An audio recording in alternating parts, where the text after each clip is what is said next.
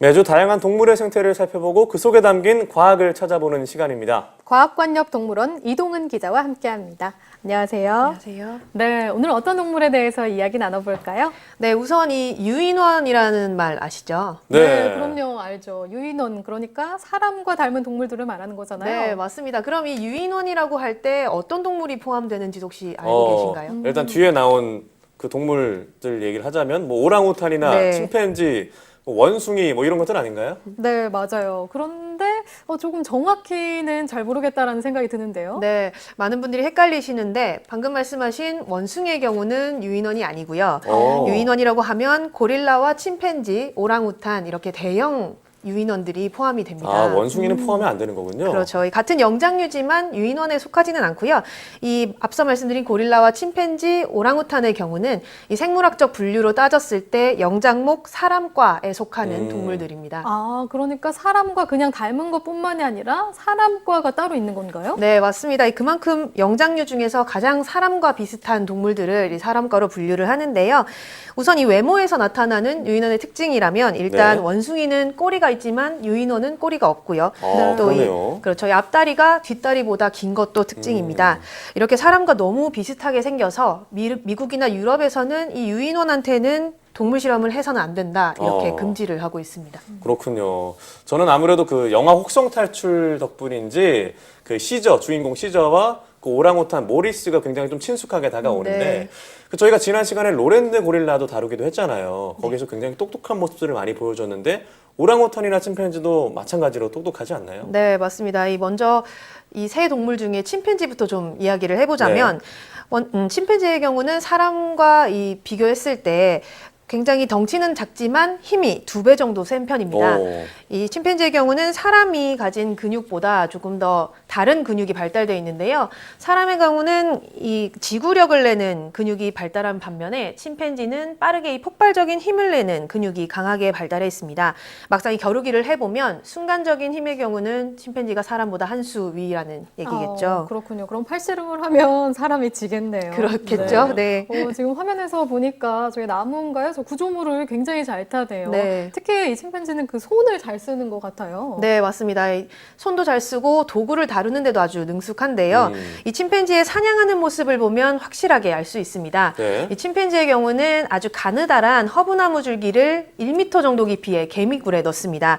그러면 이 개미가 줄기를 타고 올라올 때 빠르게 핥아먹는 건데요. 네. 이 어미 침팬지의 경우는 이렇게 낚싯대처럼 나무줄기를 만들어서 새끼한테 건네주고요. 새끼가 자연스럽게 이런 사냥법을 배울 수 있도록 가르쳐 준다고 합니다. 우리가 이제 아이들에게 가르치는 것처럼 육아 교육도 굉장히 닮아 있네요. 네, 그렇습니다.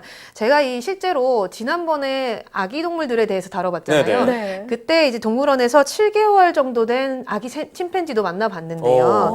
네, 이 엄마인 주디 같은 경우는 양손을 붙잡고 이 네. 아기에게 걸음마 연습을 시키기도 하고요. 또 이 관람객들 소리에 혹시 아기가 놀라서 울기라도 하면 톡톡 이렇게 등을 두드려주면서 달래기도 합니다. 또 이제 이가 막 나는 이 새끼 침팬지를 위해서 잇몸이 간지러울 때는 어미가 이렇게 검지손가락을 물려주면 새끼가 네. 좋아한다고 합니다. 역시나 이제 새끼 침팬지도 참 귀엽네요. 네. 보면 볼수록 참 더 신기하고요. 또 침팬지 말고 그럼 오랑우탄도 이와 비슷한가요? 네, 오랑우탄도 역시 이 나무를 아주 잘 타는데요. 침팬지보다 훨씬 더 나무에서 생활하는 시간이 많습니다. 오랑우탄은 나무 위에 둥지를 만들어서 잠을 자거나 휴식을 취하는데요. 그만큼 이 팔과 손의 힘도 침팬지만큼 센 편입니다. 네. 네, 이 수컷 오랑우탄 지금 보시는 모습이 이제 수컷 오랑우탄이 이 나무 위에 있는 집에 올라가는 모습인데요. 지금 보니까 얼굴이 조금 독특한 것 같아요. 네, 그렇죠. 가리개인가요? 네, 이 수컷의 경우는 볼이 저렇게 부풀어 오르면서 성체가 되면 옆으로 퍼진 모습을 갖게 됩니다. 네. 이 야생에서 암컷을 부르거나 자기 영역을 침범하는 동물에게 위협을 가할 때 소리를 내게 되는데요. 이 볼을 부풀려서 소리가 더 멀리 퍼지도록 울림통 역할을 하게 되는 거죠. 그 역할이 있었군요. 네. 그런데 같은 유인원이지만 앞서 본 침팬지와는 좀 생김이 많이 다른 것 같아요. 네, 이 생김새도 좀 차이가 있지만 사회성이나 이런 성격 면에서 침팬지와 오랑우탄이 좀 차이가 네. 많다고 하는데요. 가장 큰 이유는 이 생활하는 형태에 있습니다. 사육사의 설명을 들어보시죠.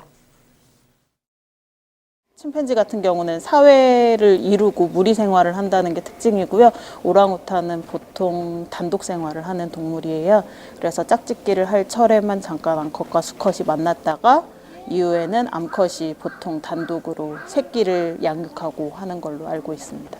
네, 생각보다 다른 점이 많네요. 네. 그런데 보통 우리가 이들을 사람 같다고 하는 게 똑똑해서잖아요. 네. 그러면 침팬지와 오랑우탄 중에 누가 더 똑똑할까요? 그게 아마 제일 네. 궁금해지실 텐데 실제로 이 DNA를 비교해 보면 침팬지의 경우는 사람과 98.9% 거의 뭐 오. 99% 네. 정도가 비슷하게 나옵니다. 네. 오랑우탄의 경우는 96% 정도 같다고 하는데요.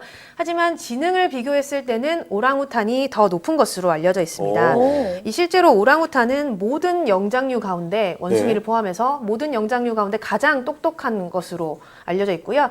두 번째가 바로 침팬지로 이 지능이 높다는 연구 결과가 나와 있습니다. 침팬지가 DNA, 사람과 DNA가 99%가 닮았다 그랬고 네. 오랑우탄은 96%요. 네. 자, 그럼 오랑우탄이 사람 다음으로 똑똑하다는 건가요?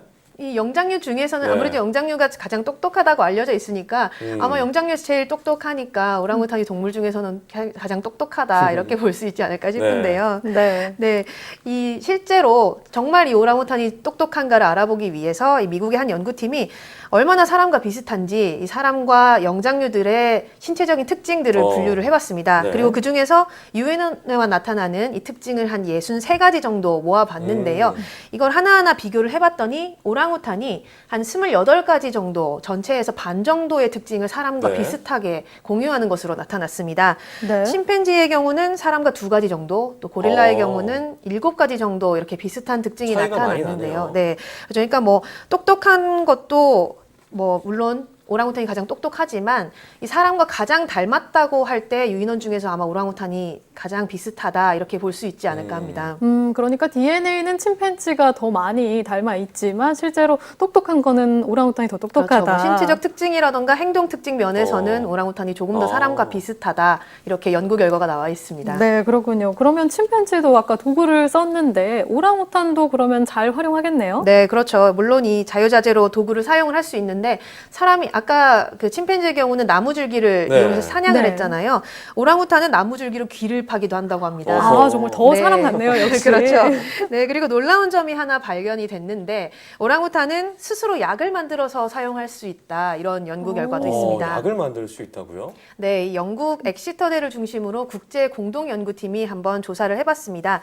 이 인도네시아에 사는 오랑우탄을 관찰을 해봤는데요. 네. 드라세나 칸틀레이라는 식물을 씹어서 즙을 낸 뒤에 그 즙을 피부에 이렇게 바르는 것을 볼 수 있었습니다. 오. 지금 이 보시는 모습이 저 좀 새끼를 안고 있죠. 암컷 네. 오랑우탄이 저렇게 팔에다가 입에서 낸 즙을 바르는 모습입니다. 네. 이 식물이 사실 쓴맛 때문에 동물들이 잘 먹지 않는데요.